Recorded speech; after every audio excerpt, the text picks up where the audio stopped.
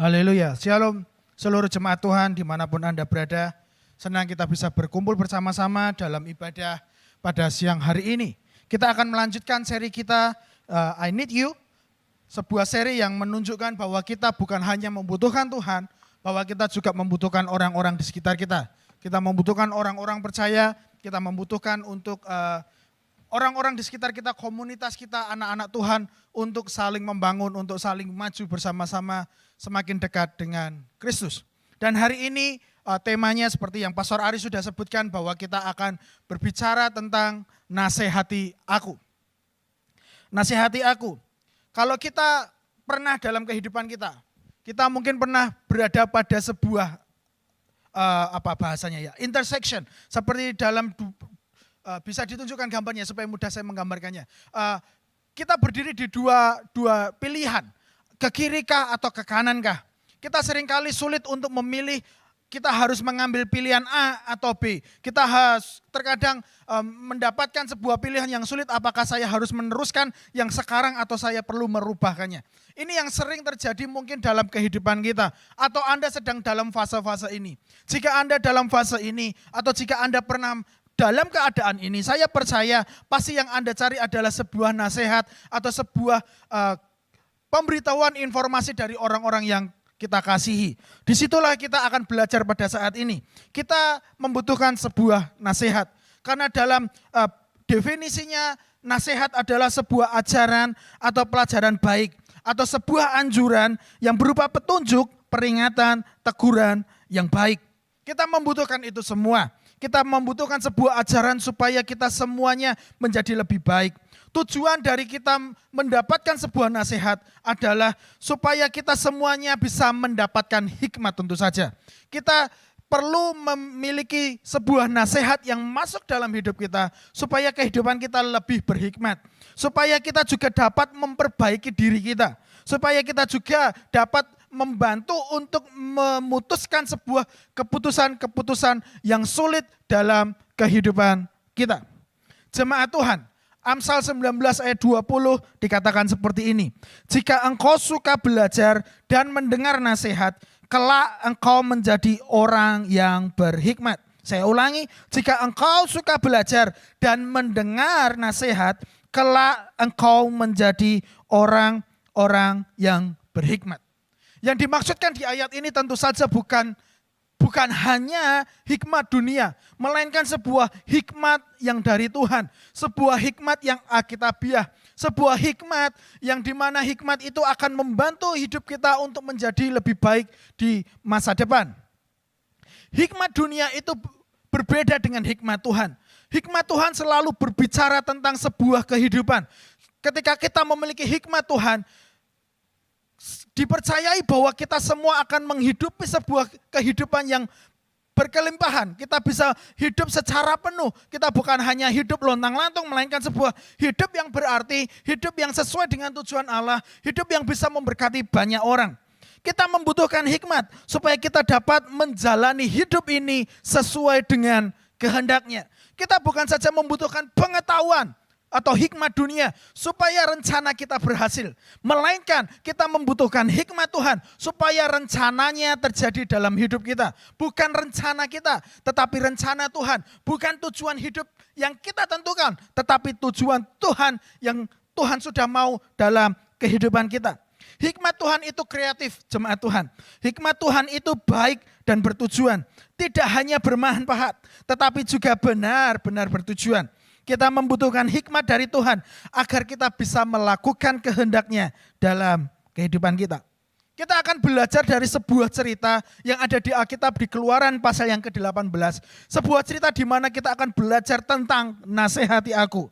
Ayat 13 dikatakan seperti ini. Keesokan harinya duduklah Musa mengadili di antara bangsa itu. Dan bangsa itu berdiri di depan Musa dari pagi sampai petang. Ketika mertua Musa melihat segala yang dilakukannya kepada bangsa itu, berkatalah ia, apakah ini yang kau lakukan kepada bangsa itu?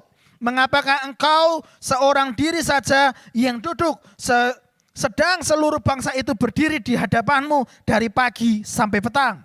15, kata Musa kepada mertuanya itu, Sebab bangsa ini datang kepadaku untuk menanyakan petunjuk Allah. Apabila ada perkara di antara mereka, maka mereka datang kepadaku dan aku mengadili antara yang seorang dan yang lain. Lagi pula aku memberitahukan kepada mereka ketetapan-ketetapan dan keputusan-keputusan Allah. Tetapi mertua Musa menjawabnya, tidak baik seperti yang kau lakukan itu. Engkau akan menjadi sangat lelah, baik bangsa yang beserta engkau ini. Sebab pekerjaan ini terlalu berat bagimu. Takkan sanggup engkau melakukannya seorang diri saja. Jadi sekarang dengarkanlah perkataanku. Perhatikan, aku akan memberi nasihat kepadamu. Dan Allah akan menyertai engkau. Adapun engkau, wakililah bangsa itu di hadapan Allah. Dan kau hadapkanlah perkara-perkara mereka kepada Allah. Kemudian haruslah engkau mengajarkan kepada mereka ketetapan-ketetapan dan keputusan-keputusan. Dan memberitahukan kepada mereka jalan yang harus dijalani dan pekerjaan yang harus dilakukan. Di samping itu, kau carilah dari seluruh bangsa itu orang-orang yang cakap dan takut akan Allah. Orang-orang yang dapat dipercaya dan yang benci kepada pengejaran suap. Tempatkanlah mereka di antara bangsa itu menjadi pemimpin 1.000 orang, pemimpin 100 orang, pemimpin 50 orang, dan pemimpin 10 orang. Dan sewaktu-waktu mereka harus mengadili di antara bangsa, maka segala perkara yang besar haruslah dihadapkan mereka kepadamu, tetapi segala perkara yang kecil diadili mereka sendiri. Dengan demikian mereka meringankan pekerjaanmu dan mereka bersama-sama dengan engkau turut menanggungnya. Jika engkau berbuat demikian dan Allah memerintahkan hal itu kepadamu, maka engkau akan sanggup menahannya. Dan seluruh bangsa ini akan pulang dengan puas, senang ke tempatnya. Musa mendengarkan perkataan mertuanya itu dan dilakukannya segala yang dikatakannya. Sebuah cerita yang menarik di mana Musa mendapat sebuah nasihat dari mertuanya. Ada 3 prinsip yang akan kita pelajari bersama-sama dari cerita ini. Apa yang dapat kita pelajari dari cerita ini? Yang pertama, jemaat Tuhan, kita mesti mencari nasihat yang benar. Kita mesti mencari nasihat yang benar. Kita semua membutuhkan nasihat. Siapapun kita, apapun pekerjaan kita, apapun background keluarga Anda, pendidikan Anda, kita semua membutuhkan nasihat. Dan tentu saja nasihat kita adalah nasihat yang benar, nasihat yang sesuai dengan firman Tuhan. Kita perlu mengelilingi hidup kita, kita perlu mengelilingi diri kita dengan penasehat-penasehat yang takut akan Tuhan. Kita perlu mengelilingi hidup kita dengan penasehat-penasehat yang menghidupi nilai-nilai kerajaan Allah. Karena Alkitab jelas memberitahukan kepada kita di Amsal 15 ayat 22 seperti ini. Rancangan gagal kalau tidak ada pertimbangan, tetapi terlaksana kalau penasehat banyak. Tetapi terlaksana kalau penasehat banyak. Kita mesti mendapatkan sebuah nasihat yang benar dalam kehidupan kita dari orang-orang yang benar. Bukan saja nasihatnya yang benar. Kita bukan saja mencari sebuah nasihat yang benar. Tetapi kita juga perlu mencari nasihat kepada orang yang tepat. Kita mesti mencari nasihat yang benar itu kepada orang-orang yang benar-benar berkompeten. Karena seringkali orang saat ini, karena mudahnya internet, mereka mudah mengakses sosial media, dan mereka berpikir itu adalah sebuah nasihat yang baik. Jemaat Tuhan, ada kalanya itu pas atau benar yang sedang Tuhan maukan dalam hidup kita. Tetapi seringkali dalam kehidupan kita, ketika kita berada di sebuah pilihan yang sulit, ketika kita harus melangkah dalam kehidupan kita, kita membutuhkan orang-orang yang mengenal kita. Kita membutuhkan orang-orang yang nyata, yang jelas, yang memang mengasihi kita, yang memang berkomitmen untuk membangun hubungan dengan kita. Orang-orang yang bersedia membayar harga supaya hidup kita menjadi lebih baik. Kepada orang itulah kita seharusnya mencari nasihat. Mudahnya kita harus mencari nasihat kepada gembala kita, kepada pemimpin kita, kepada orang-orang yang sudah benar-benar menghidupi nilai kerajaan Allah. Kita harus menanyakan kepada mungkin orang tua kita yang kita pandang memang beliau memang takut kepada Tuhan dengan sungguh-sungguh. Atau kepada pasangan hidup kita yang memang benar-benar sudah takut kepada Tuhan. Mari kita cari nasihat yang benar melalui orang yang benar atau berkompeten. Kita tidak boleh salah mencari nasihat kepada orang yang salah. Karena nasihat yang salah yang diberitakan oleh orang yang kurang tepat itu akan mempengaruhi keputusan hidup kita dan akan mempengaruhi kualitas kehidupan kita di masa depan. Kita mesti benar-benar mencari nasihat dari orang yang tepat. Kalau dalam konteks yang kita baca tadi bahwa Yitro, seorang mertua dari Musa, adalah orang yang tepat bagi Musa. Meskipun Yitro tidak pernah terdengar bagaimana dia sudah melakukan terobosan-terobosan dalam hidup, Alkitab tidak menjelaskan banyak tentang beliau. Tetapi Yitro adalah orang yang tepat untuk mengkoreksi Musa. Dan Musa sendiri saja, dia orang yang mau mencari atau menemukan nasihat meskipun mertuanya adalah mertua yang kurang daripada apa yang pernah dia kerjakan. Jemaat Tuhan, mari kita mencari nasihat yang benar dalam kehidupan kita. Saya ambil contoh lah. Seluruh jemaat tahu bahwa saya adalah keluarga yang baru. Saya baru saja menjadi ayah, saya baru saja menjadi bapak.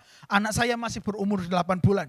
Sebelum anak ini lahir, masih di dalam kandungan, saya sedikit memiliki sebuah kekhawatiran bagaimana saya akan mendidik anak saya. Lalu saya membuka banyak buku, saya belajar banyak hal. Meskipun yang saya baca adalah tetap sesuatu yang berasal dari firman Allah. Tetapi apa yang saya ketemukan dari buku sosial media itu kurang berharga, kurang bernilai ketika saya mendengarkan orang-orang terdekat atau orang-orang yang saya percayai dia sanggup memberikan nasihat kepada saya. Bahkan ketika orang tua saya yang jauh memberikan sebuah nasihat secara sederhana, itu lebih berharga, itu lebih mahal ketimbang apa yang pernah saya temukan di buku maupun di sosial media atau orang-orang yang belum saya begitu kenal. Jadi jemaat Tuhan, mari kita berhati-hati untuk melihat setiap apa yang pernah kita dengar, pernah kita baca atau kita tonton dalam sosial media. Karena seringkali yang di internet itu hanya berubah pendapat. Tetapi yang kita dapat dari orang-orang yang tepat itu adalah sebuah hikmat yang mahal dari Tuhan. Karena kita bukan saja mencari hikmat duniawi, tetapi kita mencari hikmat Tuhan yang dapat membuat kita menjadi lebih baik atau memang itu pas dalam kehidupan kita secara utuh. Hikmat dunia seringkali lebih terkesan mengagumkan ketimbang hikmat yang dari Tuhan. Tetapi kita mesti ingat, kita mesti taruhkan dalam hati kita mesti taruhkan dalam pikiran kita bahwa hikmat dari Tuhan lebih dari segala-galanya. Bukan hikmat dunia yang mengagumkan itu, tetapi hikmat Tuhan yang mungkin sederhana. Itulah yang harus kita pegang supaya kita kembali kepada Bapa, supaya kita semakin serupa dengan Bapa. Pertanyaannya untuk poin yang pertama adalah, sudahkah Anda semua seluruh jemaat Tuhan mencari hikmat yang benar pada orang yang tepat? Renungkan sejenak, sudahkah Anda selama ini mendengarkan nasihat yang tepat dari orang yang tepat? Atau hanya Anda mencari sesuai dengan keinginan Anda sendiri? Itu yang perlu Anda renungkan. Poin yang kedua, apa yang dapat kita pelajari dari cerita tadi Musa dengan mertuanya Yitro? Kita perlu menerima nasihat yang benar. Bukan saja mencari, tetapi kita perlu menerimanya. Mohon maaf, karena seringkali orang Kristen, anak Tuhan, orang percaya, mereka semangat sekali cari. Mungkin Anda sukses di nomor pertama, mungkin Anda sudah melakukan dalam kehidupan Anda nomor yang pertama. Tetapi tidak semua orang sukses di bagian yang kedua ini. Mereka bisa mencari, mereka bisa menemukan, tetapi mereka tidak menerimanya dalam hati mereka. Saya pun begitu dalam kehidupan saya. Perjalanan hidup saya juga seringkali saya tidak menerima meskipun saya sudah menemukan. Setelah mencari nasihat yang berhikmat itu, kita mesti menerimanya. Kita mesti membuka hati kita. Kita mesti mau menerima setiap koreksi. Karena kita seringkali lebih suka diberitahu, good job, well done, hebat, bagus sekali yang kau lakukan. Tetapi ada kalanya dalam kehidupan kita, kita harus menerima setiap koreksi yang masuk dalam hidup kita, supaya hidup kita lebih baik di masa depan. Semua orang mungkin bisa memberikan nasihat, tetapi tidak semua orang bisa menerima nasihat yang masuk dalam hidupnya. Apapun yang engkau lakukan, mari kita membuka hati kita. Seberapa hebat pekerjaan kita, seberapa hebat pendidikan kita, atau seberapa sederhananya engkau, atau seberapa banyaknya pengalaman hidupmu, Alkitab memberitahu kepada kita melalui Musa, bahwa kita mesti menerima setiap nasihat dalam hidup kita. Ayat 24 dikatakan seperti ini. Musa mendengarkan perkataan mertuanya itu dan dilakukannya segala yang dikatakannya. Musa mendengarkan perkataan mertuanya dan dilakukan segala, tidak ada yang terlewat, semuanya dilakukan apa yang dikatakan oleh mertuanya. Bisakah kita membayangkan seorang Musa yang hebat luar biasa? Dia mendapatkan pendidikan di Mesir. Dia mendapatkan pendidikan yang hebat di Mesir. Lalu dia bisa membawa, dia dipakai Tuhan, dia dipanggil Tuhan untuk mengeluarkan bangsa Israel dari Mesir. Dia sudah melakukan sebuah perjalanan yang panjang. Tetapi tiba-tiba sang ayah mertua datang dan memberitahu, yang kau lakukan itu tidak baik. Tidak baik yang seperti kau lakukan itu. Bisa Anda bayangkan? Kalau saya Musa, mungkin saya akan marah. Papa mertua, bukankah engkau tahu aku sudah melakukan banyak hal. Kau baru datang, engkau hanya mendengar apa yang terjadi dalam kehidupan kami. Kenapa kamu mengkoreksi saya? Dan untung, syukur kepada Tuhan, Musa itu bukan saya. Karena Musa dengan rendah hati membuka hatinya dan menerima koreksi yang diberitahukan oleh ayah mertuanya. Musa adalah orang yang sangat lemah lembut. Musa adalah orang yang rendah hati, mau dikoreksi, mau dinasehati supaya pelayanannya lebih baik. Ketika ayah mertuanya memberitahukan kepada dia, saya tahu, saya yakin dan percaya supaya pekerjaan pelayanan Musa lebih baik ke depan. Dan Musa sama sekali tidak membantah, Musa sama sekali tidak komplain, malahan dia melakukan segala yang dikatakannya. Bilangan 12 ayat 3 dikatakan seperti ini. Musa itu sangat lembut. Musa itu sangat lemah lembut. Lebih dari semua orang yang ada di muka bumi ini. Jemaat Tuhan, mari kita belajar seperti Musa memiliki kelemah lembutan untuk mau dikoreksi. Mari kita memiliki kelemah lembutan untuk mau diingatkan. Mari kita memiliki kerendah hatian supaya kita bisa dikoreksi dan dinasehati. Ada beberapa hal yang membuat seseorang bisa tidak menerima atau menolak nasihat. Ini yang perlu kita catat, perlu kita perhatikan dan kita perlu menghindarinya. Banyak orang berpikir bahwa ketika mereka mendapatkan nasihat dan mereka menolaknya, karena mereka berpikir bahwa orang yang memberi nasihat itu tidak memahami situasi kita. Terkadang mereka berpikir hanya kita yang bisa melihatnya, kita mampu dan sebagainya. Lalu kita menolak nasihat tersebut. Poin yang kedua, ada sebuah kesombongan yang tidak disadari. Orang berpikir bahwa dirinya paling bisa, aku bisa mengerjakannya sendiri. Dan aku mampu menyelesaikannya, maka mereka tidak bisa menerima sebuah nasihat. Poin yang ketiga, terkadang banyak orang malu. Malu kalau mereka sesungguhnya berantakan. Malu kalau mereka tidak bisa mengerjakannya sendiri. Lalu mereka bersembunyi dan tidak mencari bantuan.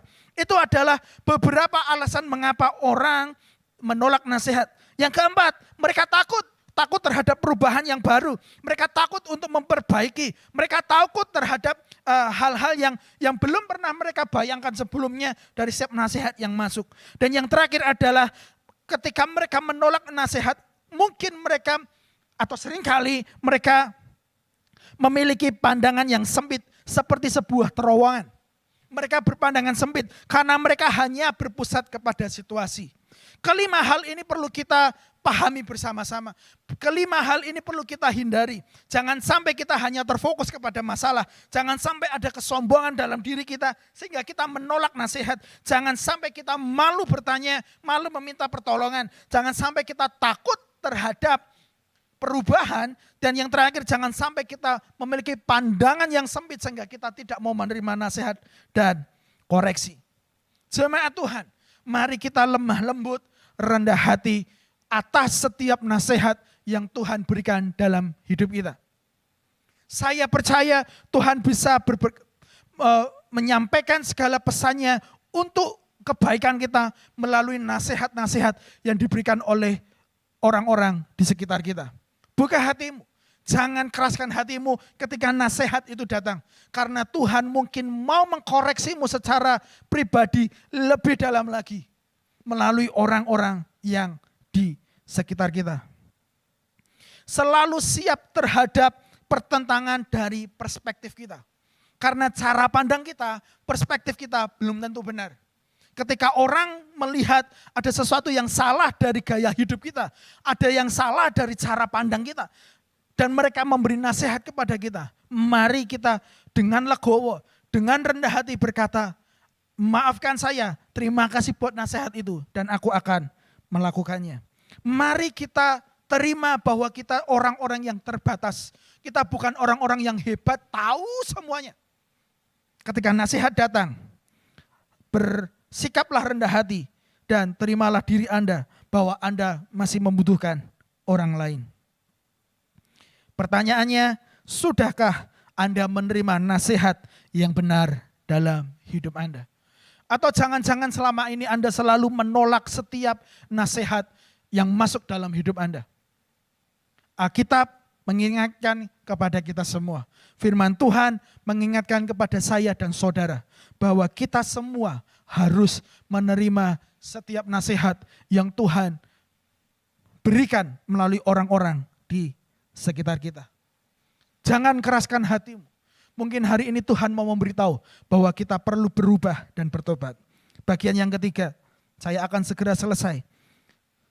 Apa yang dapat kita pelajari? Kita perlu memberi nasihat yang benar dengan cara yang benar.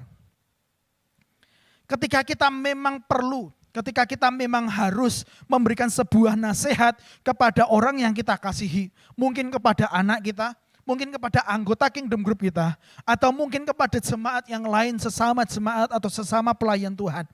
Ketika kita memberikan nasihat, yang pertama kita mesti memberikan nasihat yang benar. Dan yang kedua kita harus memberikan dengan cara yang benar. Kita harus memberikan dengan nasihat yang sesuai dengan hikmat Tuhan. Sebuah nasihat yang membuat dia serupa dengan Kristus. Sebuah nasihat yang berasal dari hikmatnya Tuhan. Supaya tujuan Allah terjadi dalam hidupnya. Sebuah nasihat yang bukan berasal dari pengalaman kita. Bukan berasal dari apa yang kita tahu. Bukan berasal dari apa yang sudah kita jalani sepanjang hidup kita. Tetapi yang sesuai dengan firman Allah. Supaya kehendaknya terjadi dalam orang tersebut. Dan kita memberikan nasihat dengan cara yang benar. Mungkin dengan sikap yang lemah lembut. Dengan dengan saat-saat yang tepat. Waktu-waktu yang tepat. Dengan sebuah kerendahan hatian. Bukan menggurui. Dengan penuh kasih sayang dan perhatian. Supaya orang itu bisa menjadi lebih baik di kemudian hari. Nasihatmu harus sesuai dengan firman Allah seluruh jemaat Tuhan. Ketika engkau harus memberikan nasihat, itu supaya kemajuan kebaikan terjadi dalam hidupnya. Itu yang dilakukan oleh Yitro kepada Musa. Supaya pelayanannya lebih baik, lebih efektif di kemudian hari. Supaya Musa dapat membuat sebuah struktur, dia mengatur semuanya baik dan dia tidak kelelahan dan dia tidak akan burn out atau dia akan berhenti begitu saja karena dia terlalu capek. Mari kita memberikan nasihat yang benar. Kolose 3, 16, 17 dikatakan seperti ini. Hendaklah perkataan Kristus diam dengan segala kekayaannya di antara kamu. Sehingga kamu dengan segala hikmat mengajar dan menegur seorang akan yang lain dan sambil menyanyikan mazmur dan puji-pujian dan nyanyian-nyanyian rohani. Perkataan Kristus harus diam dalam kehidupan kita. sebelum kita memberikan sebuah hikmat mengajar dan menegur seseorang. 17. Dan segala sesuatu yang kamu lakukan dengan perkataan atau perbuatan, lakukanlah semuanya itu di dalam nama Tuhan Yesus. Ketika kita melakukan segala sesuatu di dalam nama Yesus, tentu saja itu akan keluar berdasarkan dengan kasih. Itu akan keluar untuk membawa kedamaian. Itu akan membawa keluar kepada sebuah persatuan, bukan perpecahan, tetapi sebuah nasihat yang membawa kebaikan yang berasal dari Tuhan. Efesus 4 ayat 15 dikatakan seperti ini. Sebaliknya, kita harus menyatakan hal-hal yang benar dengan hati penuh kasih. Kita harus menyatakan hal-hal yang benar dengan penuh kasih. Setelah kita memberikan nasihat yang benar, maka kita harus berikan dengan cara yang benar, dengan kasih. Yitro tidak langsung masuk kepada masalah, Yitro tidak langsung masuk memberikan nasihat, tetapi dia duduk, memperhatikan, dia bertanya, dia tahu konteksnya, dia melihat segala sesuatunya, baru dia berkata, dengarkan aku mau menasehati kamu. Mari kita berikan nasihat dengan penuh kasih. Karena ketika kita memberikan nasihat yang benar, tetapi caranya salah, orang bisa salah menangkapnya. Meskipun apa yang kita pikirkan itu sudah benar, memang dari Tuhan, sesuai dengan firman Tuhan. Tetapi kalau cara penyampaiannya salah, maka orang bisa salah menangkapnya. Dan apa yang kita anggap benar itu bisa menjadi salah. Nasihat yang selalu saya ingat dari orang tua saya, ayah saya ketika saya masuk ke dalam sebuah pelayanan pertama kalinya. Ketika engkau tahu kebenaran, ketika engkau menerima sesuatu dari Tuhan untuk kau sampaikan kepada seseorang, maka perlulah engkau sampaikan dengan kasih. Berikan dengan cara yang benar, tepat pada waktunya, tepat saatnya, tepat situasinya, dan tepat pada orangnya. Supaya apa yang benar itu tidak menjadi salah karena engkau menyampaikannya salah. Jemaat Tuhan, kita mungkin sudah semakin berumur, kita semakin banyak pengalaman. Mungkin kita melihat sesuatu ada yang salah di sekitar kita. Saya mendorong, sampaikan sesuatu yang benar dengan cara yang benar. Jangan ujuk-ujuk atau tiba-tiba datang dan memberi nasihat. Tunggu tepat yang waktu, tunggu sampai saat yang tepat. Tunggu sampai kondisinya kondusif, baru sampaikan apa yang dari Tuhan. Maka yang engkau sampaikan itu akan membuahkan sesuatu dan membawa kemajuan. Jemaat Tuhan, hari ini saya mau mengingatkan kepada kita semua, mari kita semua menjadi orang yang rendah hati untuk menerima nasihat. Dan kita memiliki kerendahan hatian untuk memberikan nasihat.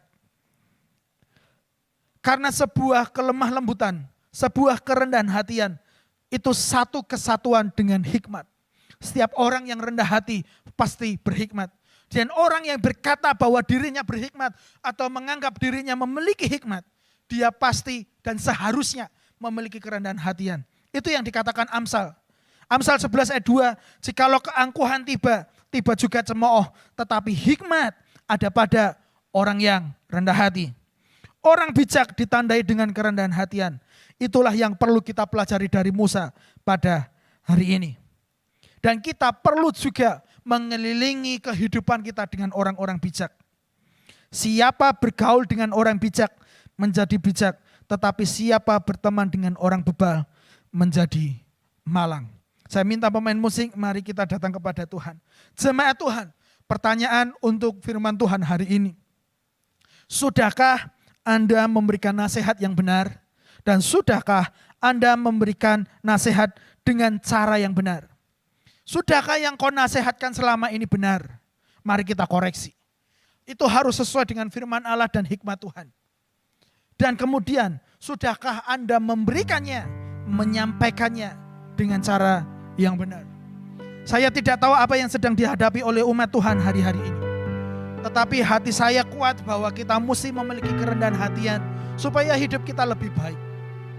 Mungkin pertolongan Tuhan datang melalui orang-orang di sekitar kita. Mungkin pertolongan Tuhan berupa nasihat supaya diri kita ada yang dirubah. Mungkin pertolongan Tuhan bukan sesuatu yang ada di luar, tetapi sesuatu ada yang di dalam yang perlu diubah, diganti. Tetapi kita seringkali tutup mata atau tidak menyadarinya. Dan ketika nasihat itu datang dan kita mendengarnya, mungkin kita harus membuka hati kita harus menerimanya dengan rendah hati, dan pertolongan Tuhan terjadi dalam hidupmu. Saya tidak tahu apa yang sedang engkau hadapi hari-hari ini.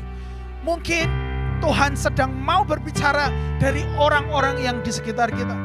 Atau Tuhan mengingatkan kepadamu ada sebuah nasihat penting yang sudah engkau dengar di masa lalu, tetapi engkau mengeraskan hatimu dan tidak mau mendengarkannya. Hari ini Tuhan mengingatkan, buka hatimu, rendahkan hatimu, supaya Tuhan menolong engkau. Rendahkanlah hatimu di hadapan Allah, maka Dia akan mengangkat engkau pada waktunya.